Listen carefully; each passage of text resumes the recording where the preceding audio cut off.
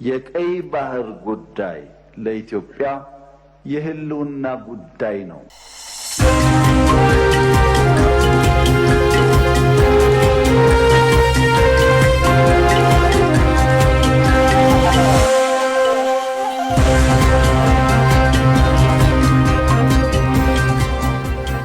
እስራኤል አዲስ የተሾሙትን የኢራን ጦር ጊዜያዊ አዛዥ አሊ ሻማዲን ገደለች።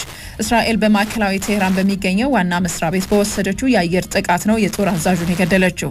በሌላ በኩል የአሜሪካው ፕሬዝዳንት ዶናልድ ትራምፕ በመካከለኛው ምስራቅ የተከሰተውን ውጥረት ተከትሎ ከካናዳ የቡድን 7 አባል ሀገራት ስብሰባ አቋርጠው ዋሽንግተን ተመልሰዋል። ፕሬዝዳንቱ ሁሉም ሰው በአስቸኳይ ቴህራንን ለቆ መውጣት አለበት ሲሉ አስጠንቅቀዋል። መሳፍንት እያዩ በትንታኔ ተመልክቶታል። ከጃዙር ግጭት ወጥተው የማያውቁት ሁለቱ የመካከለኛው ምስራቅ ባላንጣዎች እስራኤልና ኢራን አሁን ወደ ለየለት ጦርነት ገብተዋል። በሁለቱ ሀገራት መካከል እየተካሄደ ባለው ጦርነትም 224 ኢራናውያንና 24 እስራኤላውያን ተገድለዋል። ወትሮም ቢሆን የሰላም አየር የራቀው የመካከለኛው ምስራቅ ቀጠና አሁን በሚሳኤል እየነደደ ይገኛል። ታዲያ ዛሬ ሌሊት እስራኤል በማዕከላዊ ቴህራን በፈጸመችው የአየር ድብደባም አዲሱን የቴህራን የጦርነት ጊዜ ዋና አዛዥ አሊ ሻድማኒ መገደላቸውን ይፋ አድርጋለች። እስራኤል በማዕከላዊ ቴህራን ሀታም አላንቢያ ዋናው መስሪያ ቤት ላይ በፈጸመችው ጥቃት ነው ዋና አዛዡ የተገደሉት ብሏል የእስራኤሉ የመከላከያ ሰራዊት። አሁን ተገድለዋል የተባሉ ሻድማኒ እስራኤል የካታም አላንቢያ ማዕከላዊ ዋና መስሪያ ቤት አዛዥና የቀድሞው ጠቅላይ ኤታማዦር ሹም አላም አሊ ራሽድን አርብ ዕለት በፈጸመችው ጥቃት ከተገደሉ በኋላ የተሾሙ መሆናቸውንም ታይምስ ኦፍ እስራኤል አስነብበዋል። ሻድማን በቴህራን ካሉ ከፍተኛ ወታደራዊ ባለስልጣናት መካከል አንዱ ሲሆኑ የቴህራኑ መንፈሳዊ መሪ አያቶላ አሊ ሀሚኒም የቅርብ ሰው ነበሩ ተብለዋል። ሻድማኒ ወደ ስልጣን ከመጡ ገና 4ኛ ቀናቸው የነበረ ሲሆን ከዚህ ቀደም ደግሞ የቴህራኑ አብዮታዊ ዘብና የጦር አዛዥ እንደነበሩም ተሰምቷል። እስራኤል ገድያቸዋለሁ ያለቻቸው ጦር አዛዥ ከፍተኛ ወታደራዊ ልምድ እንዳላቸውም ነው የተነገረው። የውጊያ ስራዎችን የማስተዳደርና የቴህራንን የጥቃት እቅዶች የማጽደቅ ኃላፊነት ነበራቸውም ተብሏል። የእስራኤል መከላከያ ሰራዊት ጥቃቱን አስመልክቶ ባወጣው መግለጫው ሻድማኒ በእስራኤል መንግስት ላይ ያነጣጠረ የኢራን ጥቃት እቅድ ላይ በቀጥታ ተጽዕኖ አሳድረዋልም ብሏል። የቴህራን ከፍተኛ ወታደራዊ እዝ ላይ ያነጣጠረው ተከታታይነት ያለው የጥቃት አካል ነው ሲል በመግለጫው ላይ አመላክቷል። ቴህራን ግን የጦር አዛዧን ግድያ አስመልክቶ ዘገባው እስከተጠናቀረበት ድረስ ያለችው ነገር የለም። በሌላ በኩል ትናንት በካናዳ መካሄድ የጀመረውን የቡድን 7 ሀገራት የመሪዎች ስብሰባ አቋርጠው የአሜሪካው ፕሬዝዳንት ዶናልድ ትራምፕ ወደ ዋሽንግተን ተመልሰዋል። ፕሬዝዳንቱ ስብሰባውን አቋርጠው ወደ ዋሽንግተን የተመለሱት በመካከለኛው ምስራቅ ያለውን ወታደራዊ ውጥረት ተከትሎ መሆኑ ተሰምቷል። የነጩ ቤተ መንግስት አለቃ ፕሬዝዳንት ትራምፕ የብሔራዊ ደህንነት ምክር ቤቱ በሁኔታዎች ላይ እንዲዘጋጅ ማዘዛቸውንም ፎክስ ኒውስ ዘግቧል። ብዙ ነገር ተከናውኗል።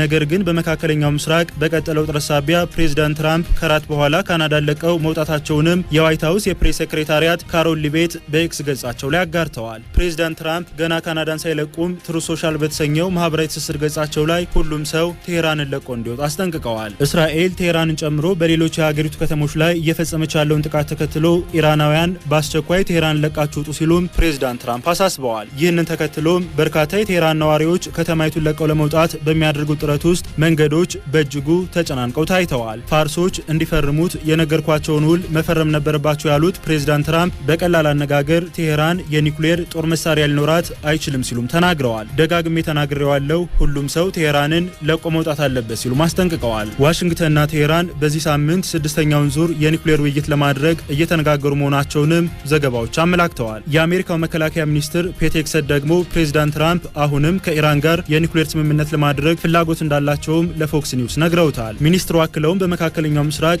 ያለንን ፍላጎትና ጥቅም ከጥቃት ለመከላከል ዝግጁ ነን ሲሉ ተደምጠዋል። የኢራን መገናኛ ብዙሃኖችም ዛሬ ሌሊቱን በናታንዝ አካባቢ ከፍተኛ ፍንዳታዎች መከሰታቸውን ማስነብበዋል። ትናንት ምሽት እስራኤል በቴህራን ወታደራዊ ኢላማዎችና የጦር መሳሪያ ማከማቻዎች እንዲሁም የሚሳኤል ማስወንጨፊያዎች ላይ ሰፊ ጥቃት ማድረሷም ተዘግቧል። በሌላ በኩል ቴህራን ሌሊቱን በእስራኤሎቹ ኢየሩሳሌምና ሄርዝሊያ ከተሞች ላይ አጸፋዊ እርምጃ የወሰደች ሲሆን ስለ ጉዳቱ ግን የተባለ ነገር የለም። ሮይተርስ ምንጮች ነገሩኝ ብሎ ባሰራጨው ዘገባው ቴህራን፣ ኦማን፣ ኳታርና ሳውዲ አረቢያ እስራኤል ወደ አፋጣኝ የተኩስ አቁም ስምምነት እንድትመጣ ፕሬዝዳንት ትራምፕ ግፊት ማድረግ አለባቸው ስትል ጠይቃለችም ነው የተባለው።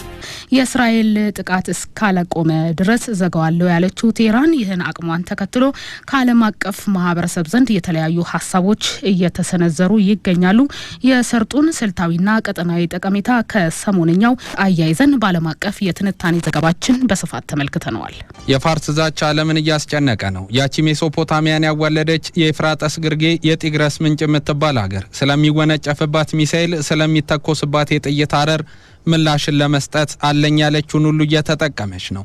ቴልአቪቭን ባጸፋው ከመምታት የኔታንያሁንም ቤት ከማውደምና እሳቸውን ለመግደል ከመታተር ባለፈ ግን ያለምን ጉሮሮ ብዘጋ ስለሚደርስብኝ ጥቃት መንግስታት ትኩረት እንዲሰጡኝ ያደርጋልና ሄርሙዝ የተባለን ትልቅ የህልውና ገመድ ላቋርጥ ነው ብላለች። በእርግጥም ለአያቶላ መንግስት ሄርሙዝ ትልቅ መሳሪያ ነው። ይህ መደራደሪያ ይሉት ማስፈራሪያ መሳሪያ ለምዕራባውያን ትልቅ ራስ ምታትን የሚፈጥር ለኢራን ደግሞ ልብ የሚያሳብጥ ሆኖ አመታትንም ዘልቋል። ሄርሙዝ ጠባብ ሰርጥ ቢሆንም በመልክዓ ምድር አቀማመጡ አይን ባይገባም ስራው ግን አንድ ደረቅ መሬትን የሚያስንቅ ነውና ቴህራን ሰርካይኗን ከዛ ስለመንቀል አስባ አታውቅም። 167 ኪሎ ሜትር እርዝመት ያለው የዓለም ከ20 እስከ 25 የነዳጅ ሀብት የሚተላለፍበትና የሚንቆረቆርበት ሸንጠሎጋው ሄርሙዝ ከሰሞነኛው የመካከለኛው ምስራቅ የፖለቲካ ምዕራፎች ውስጥ የበዛው ገጽ የሚገለጥበትም ሆኗል። በኢራቅ ኢራን የታንከር ጦርነት የሳዳም ሁሴን የሽንፈት ምንጭ በአሜሪካ ናቪዎችና በኢራን የጠረፍ አስከባሪዎች መካከል የዛሬ 17 ዓመት ስለነበረ ደም አፋሳሽ ግጭት ስርወ ችግር በኢራንና በተቀረው ዓለም ስላለ የነዳጅ ግንኙነትም ዋነኛ የፖለቲካና የምጣኔ ሀብት መዘውር የሆነው ይህ ሰርጥ ከሰሞነኛው የኢራንና እስራኤል ጦር መማዘዝ ጋር በተገናኘም ስሙ በከፍታ ተሰቅሏል። የቴህራን ሰማዮች በቴልአቪቭ ተምዘግዛጊ ሚሳኤሎች ሲቀሉ በምላሹም በሃይፋና ቴልአቪቭ የአያቶላ ድሮኖች ሲርመሰመሱ ያዩ ሰዎች ከዚህ እልቂት ወለድ ቀውስ ባለፈ ዓለም ይልሰው የቀምሰው የሚያጣበት ጊዜው ነውና ስለ መፍትሄ የሚናገሩ አንደበቶች ጦርነት ስለማቆም ውሳኔን የሚሰጡ ድምጾች በቶሎ ይተግበሩ ከማለት አልሰነፉም። ሀገራት ይህን ስለማለታቸው ደግሞ ነገ እነሱ ላይ ስለሚነሳ ህዝብና ስለሚደረግ የጎዳና አመጽ ስለሚያሳስባቸው ብሎም እያንዳንዱ የነዳጅ ዋጋ ጭማሪ በሀገራቸው ፖለቲካዊ ብያኔ ላይ ውጥረትን ታነክሳለችና ቴህራኖይ ሄርሙዝን ከመዝጋት ገታበ እያሉ ነው። ከ5 ክረምቶች በኋላ በአንድ ቀን ከፍተኛ የተባለ ዋጋን ያስተናገደው የዓለም የነዳጅ ዋጋ ግጭትና ውጥረት ከነገሰበት የመካከለኛው ምስራቅ ፖለቲካ ጋር ሲዳመር የተጽዕኖ ስሩ በምን ያህል የሚሄድ ይሆን? ለኢራን ፖለቲካዊ መደራደሪያነት የቀረበው ሄርሙዝስ ወደ ቀደመ የዕለት ተዕለት ተግባሩ የሚመለስ ወይስ የቀጠናው ቀውስ ነው የሚቀጥል የሚሉና ተያያዥ ጉዳዮችን በዓለም አቀፍ የትንታኔ ዘገባችን የምንመለከተው ጉዳይ ነው። አማኑኤል ጀንበሩ ነኝ። ያ ሽንጠሎጋ መተላለፊያ በቀን ከ1.5 እስከ 2 ሚሊዮን ድፍድፍ ነዳጅ በርሜሎች የሚተላለፉበት ነው። የአሜሪካ ማዕቀብ በዚህ ሰርጥ ላይ ለረጅም ጊዜ የተጣለ ቢሆንም ቴህራን በዓለም የምታቀርበው ነዳጅ ላይ የበዛ ተጽዕኖን አሳርፎ አልታየም።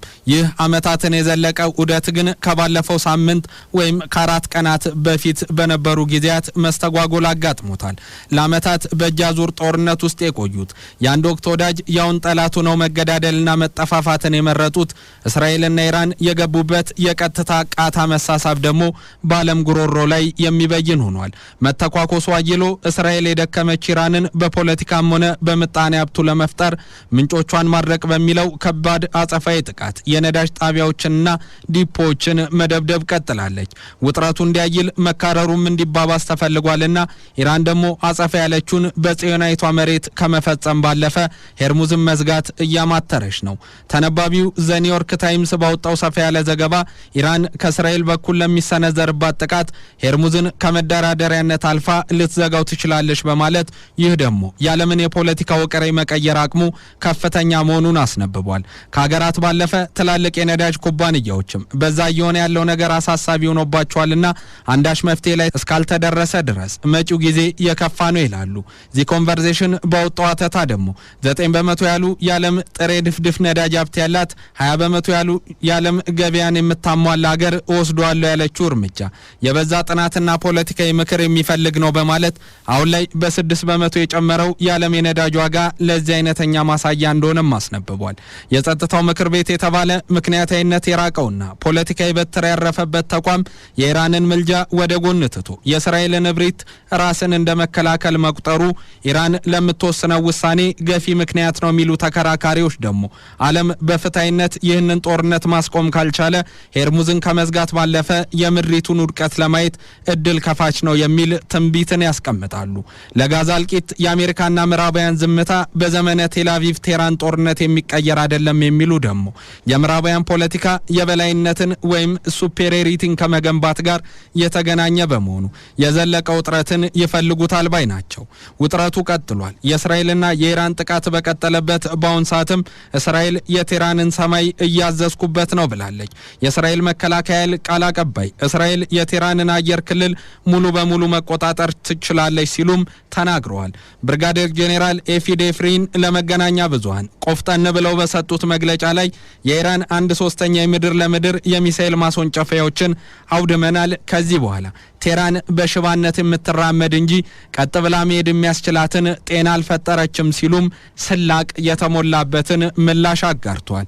የእስራኤል ጦር ከ120 በላይ የሚሳኤል ማስወንጨፊያዎችን ማውደሙን ሲገልጥ ከአርብ ዕለት ጥቃት ጀምሮም ኢራን ከያዘችው አጠቃላይ ማስወንጨፊያዎች ውስጥ 1/3 እንዳልነበረ ሆኗል ባይ ናቸው። የአየር ኃይሉ ባለፉት 2 ምሽቶች ብቻ ከ20 በላይ ማስወንጨፊያዎችን ማውደሙን የገለጹት ቃል አቀባዩ ወደ እስራኤል ሚሳኤሎችን ለማስወንጨፍ ጥቅም ላይ ውለው እንደነበረ የሚገልጿቸው እነዚህ መሳሪያዎች በእርግጥም አውዳሚ ናቸው ብለዋል።